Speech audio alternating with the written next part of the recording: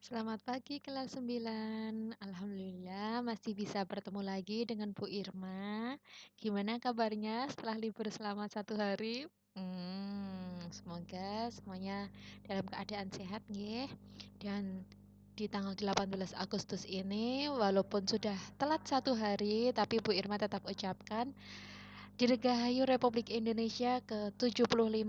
Semoga kita semua warga Indonesia dimanapun berada, terutama murid-muridnya Bu Irma kelas 9, dimanapun berada, semoga selalu dalam lindungan Allah yang Maha Kuasa dan kalian diberikan kesehatan terus dan terus. Dan juga musibah corona ini segera hilang dari dunia lah, nggih. Amin. Nah, untuk hari ini, Bu Irma akan membahas ulangan harian yang telah kita laksanakan minggu lalu. Ya, ulangan harian yang telah kita laksanakan minggu lalu sudah ikut semua kan? Oh, belum. Ada satu muridnya Bu Irma yang belum ikut ulangan harian.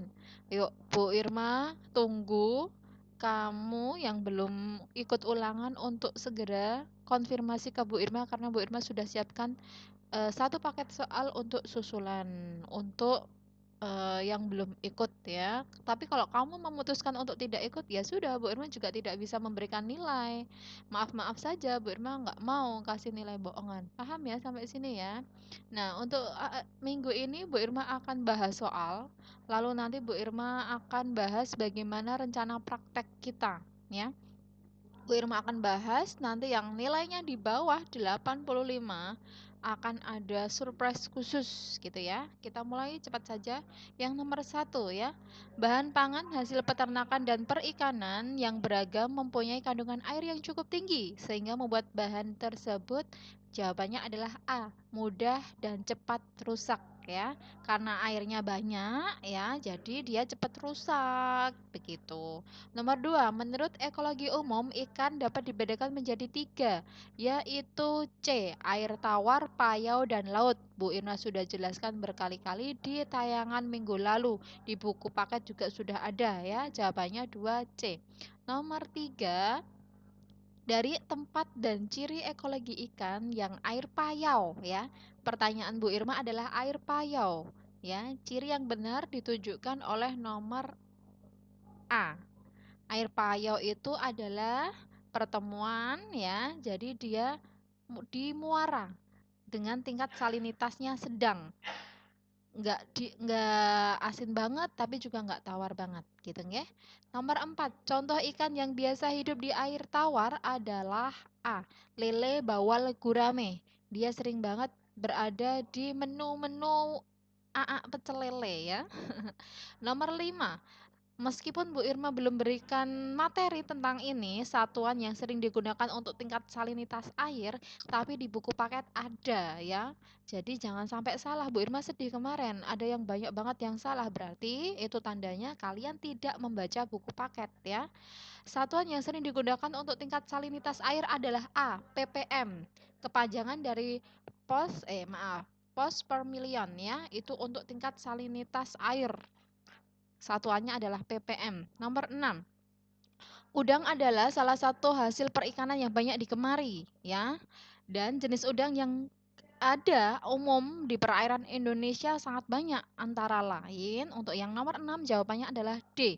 Jerbung, galah, lobster, rebon, ya. Untuk yang A, B, C itu salah karena ada jenis cumi. Paham ya? Cumi itu sotong, karang, belakuta. Nah, yang jawaban A, B, C itu ada jenis cumi jadi salah. Yang benar jawabannya adalah D. Nomor 7, jenis cumi yang ada di perairan Indonesia adalah tadi Bu Irma sudah sempat singgung ya, ada sotong, karang, belakuta.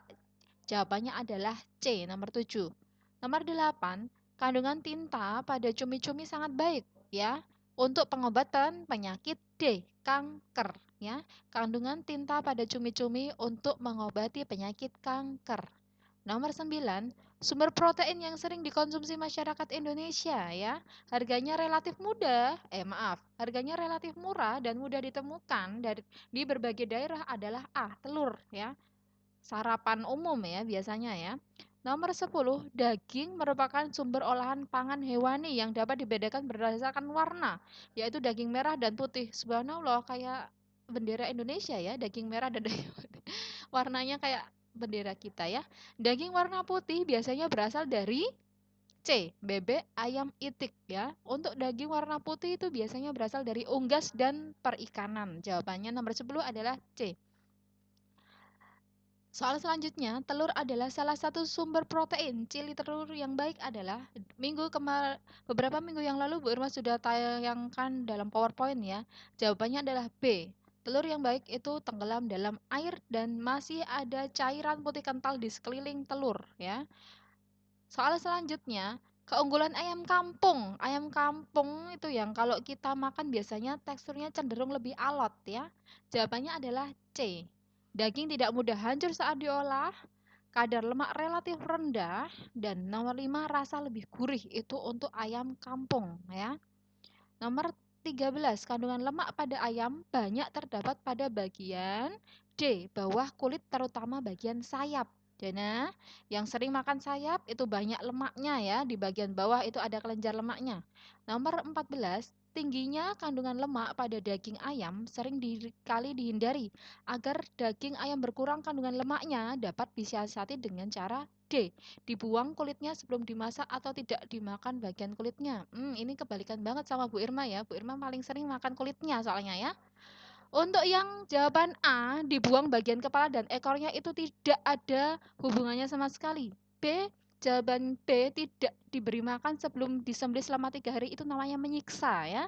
14, yang jawaban C, diberi cairan cuka saat merebus tidak ya. Ini adalah untuk teknik poaching. Jadi jawabannya yang benar adalah D. Dibuang kulitnya sebelum dimasak atau tidak dimakan bagian kulitnya kalau kamu memang menghindari bagian lemak ya. Nomor 15, daging sapi merupakan daging yang banyak digemari oleh masyarakat. Kandungan daging sapi yang paling banyak terdapat pada bagian C, paha depan dan paha belakang ya. Nomor 16, untuk nomor 16, ciri daging sapi, kemarin yang sudah ikut Idul Adha harusnya tahu ya. Ciri daging sapi ditunjukkan oleh kolom D. Dagingnya berwarna merah, baunya tidak menyengat, dan daging paling banyak berada di bagian paha depan dan paha belakang. Yang pilihan tabel 1, 2, 3 itu salah. Paham ya? Nomor 17, olahan hasil peternakan ayam yang siap konsumsi ya. Bu Irma tekankan sekali lagi, yang siap konsumsi. Artinya apa? Setelah dimasak, dia langsung bisa dimakan, ya. Jawaban untuk nomor 17 adalah C. Ada sate, gulai, dan opor. Untuk yang tabel 1 salah karena dendeng kornet sosis itu adalah makanan awetan, ya. Yang tabel 2 rawon itu bukan dari ayam. Tabel 4 nugget termasuk awetan dan bronkos juga bukan dari ayam. Paham nggih? Siap konsumsi itu setelah dimasak dia langsung dimakan, tidak harus melalui proses pengawetan terlebih dahulu, ya. Nomor 18. Nah, nomor 18 ini bonus untuk kalian yang menjawab B atau C, ya. Karena jawaban B dan C itu sama. Di buku paket ada, berarti kalau menjawab selain B dan C artinya kalian tidak membaca ya. Nomor 19, pertanyaannya hampir mirip ya sama soal yang nomor 17 insya Allah ya. Olahan hasil perikanan yang siap konsumsi ditunjukkan oleh nomor 19, Bu Irma berikan bonus untuk semuanya ya.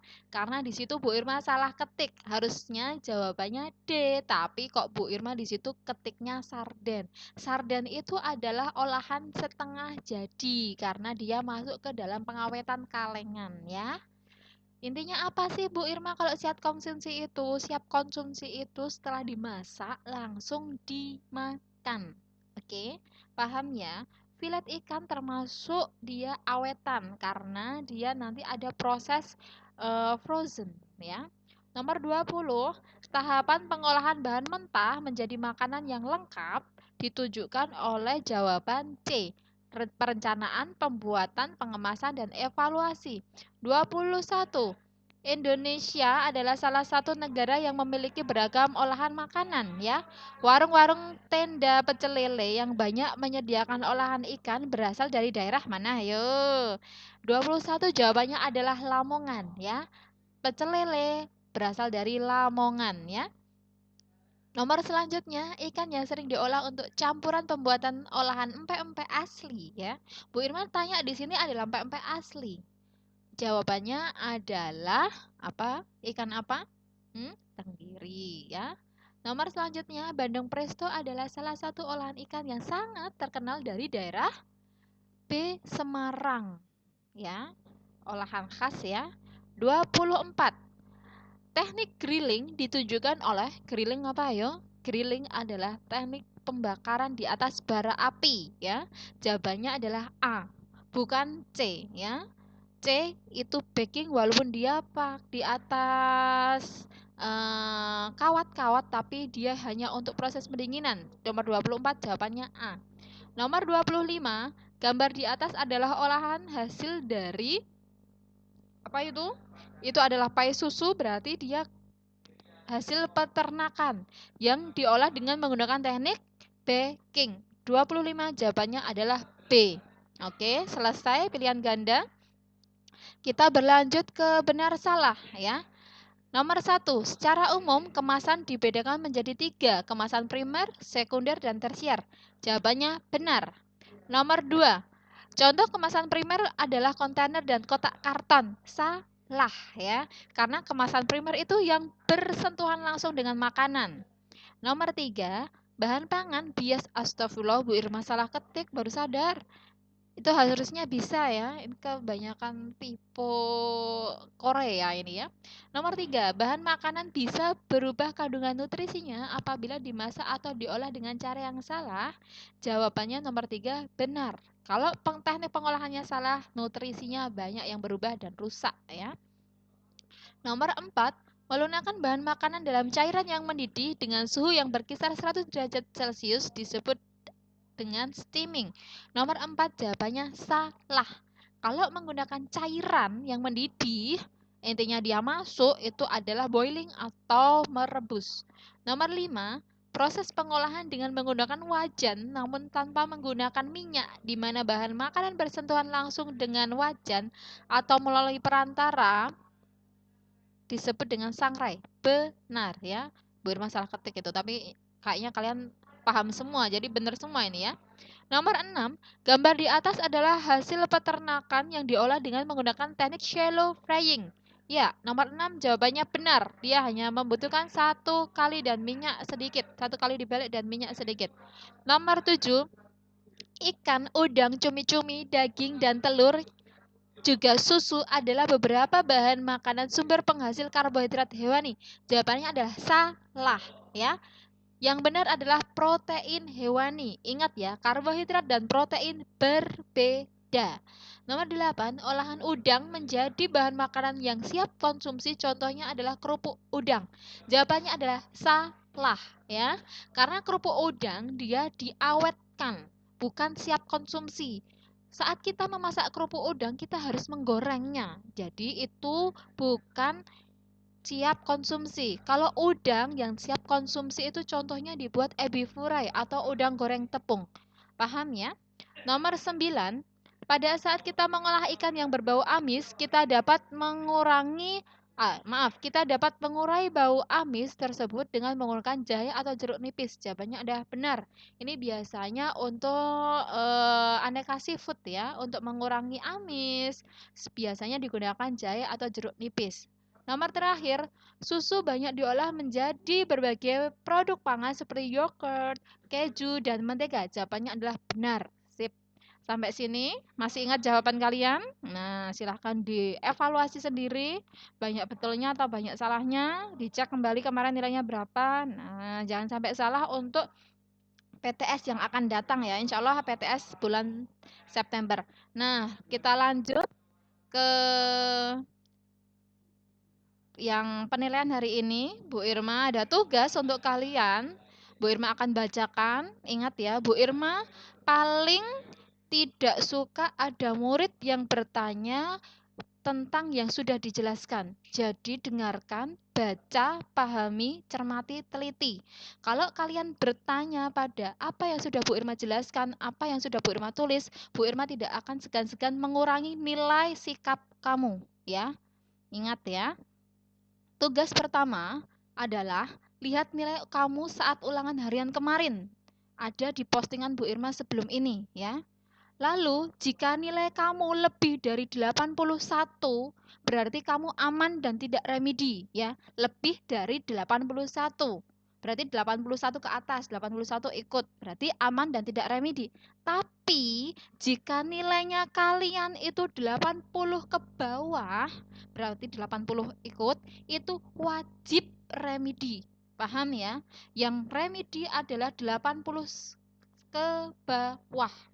Lalu selanjutnya remedinya dengan cara apa Bu Irma? Remedinya adalah dengan cara mengumpulkan LKPD praktek. Masih ingat? Kalau kita biasanya di sekolah sebelum praktek Bu Irma pasti minta kalian membuat LKPD secara berkelompok. Nah, untuk kali ini yang membuat LKPD hanya yang nilainya 80 ke bawah. Untuk yang 81 ke atas tidak usah membuat LKPD, langsung praktek. Paham ya? Bagi yang tidak remedi, tidak usah membuat LKPD praktek, langsung praktek, ya. Tidak usah bertanya. Sudah Bu Irma bold di situ, ya. Awas lo ya, jangan sampai bertanya lagi. Nah, prosedur prakteknya yang pertama, A, pilihlah salah satu resep sederhana yang bisa kalian olah secara mandiri di rumah, ya. Menunya yang benar-benar bisa kalian praktekkan sendiri. Jadi pilih yang sesuai materi dan mudah, jangan cari susah-susah ya. Dan yang B, bahan baku yang dipilih sesuai dengan materi yang sudah dipelajari. Contohnya, pilih salah satu ya. Jangan semuanya dipraktekkan, bingung nanti kamu ya. Pilih salah satu. Ada hasil peternakan, boleh daging sapi, kambing, kerbau, ayam, susu, telur, boleh. Atau hasil perikanan, pilih ikan, udang, cumi, rumput laut yang fresh, boleh. Jangan sampai rumput laut yang sudah dalam bentuk agar-agar, itu tidak boleh. Itu masuk ke dalam pangan setengah jadi besok setelah PTS ya. Paham ya? Kalian boleh pilih salah satu. Bu, saya mau buat ini, Bu. Sunny setup, boleh. Bu, saya mau buat cumi goreng, Bu, boleh. Bu mau buat udang goreng tepung, boleh. Pilih salah satu yang kalian mudah dan kalian tidak keberatan untuk melakukan prakteknya. C, buatlah LKPD persiapan praktek sesuai dengan contoh yang ada pada lampiran, tapi bagi yang remedi. LKPD dikumpulkan hari ini paling lambat jam 6 sore. LKPD ditulis di buku tulis prakarya dan diupload ke Google Classroom seperti biasa. Paham ya? Bagi yang remedi, kalau tidak remedi ya sudah, tidak ya. Yang D, hasil praktek dapat dikumpulkan dalam bentuk foto kolase, video pendek, TikTok, atau video panjang ya. Terserah, kamu bebas. Mau, Bu, saya nggak bisa bikin video, saya cuma kumpulan foto. Boleh, enggak apa-apa ya. Tapi jadi satu, jangan persiapan dari awal sampai akhir dikirimkan Bu Irma semua. Wow, banyak banget nanti Bu Irma bisa stres ini ya. Karena ini langsung satu hari itu langsung 4 angkatan. Nanti notifnya Bu Irma bisa nge-lag nanti ya. Ya, terus yang E, hasil praktek berupa apapun, entah itu foto kolase, foto video, atau video pendek, TikTok, video panjang, diupload di Instagram boleh, atau di YouTube. Untuk Instagram, tag akunnya Bu Irma di @irma2.7fatma dan diberi tagar atau hashtag tugas prakarya 9 tanpa spasi ya. Atau upload di YouTube. Setelah kalian kirim ke YouTube, setelah diupload, nah linknya dikirimkan ke Bu Irma. Paham ya? Dan jangan lupa diberi identitas. Entah kamu upload di Instagram, entah kamu upload di YouTube, itu diberi identitas. Nama kamu, kelas kamu, presensi kamu, mata pelajaran apa, begitu. Paham nggih? Karena biar Bu Irma gampang memberi nilai. Dan untuk Instagram tidak boleh di private karena Bu Irma akan melihat dan menilai. Oke ya. Pengumpulan tugas praktek ini adalah hari Minggu ya. Bu, masaknya boleh mulai sekarang? Boleh, enggak apa-apa. Tapi tetap dikumpulkan hari Minggu tanggal 23 Agustus 2020 paling lambat jam 3 sore ya. Paling lambat jam 3 sore hari Minggu. Terserah. Kamu mau hari Minggu jam 1 dini hari boleh ya.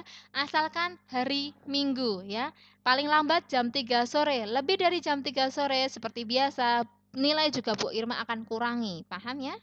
Dan yang G, jika ada hal yang kurang dimengerti, bisa konfirmasi ke Bu Irma langsung melalui WA Japri. Bu Irma tidak menerima alasan apapun ya. Lah Bu Irma, saya nggak punya media sosial. Kamu tidak punya media sosial, silahkan WA Japri Bu Irma, nanti Bu Irma kasih solusi. Paham ya?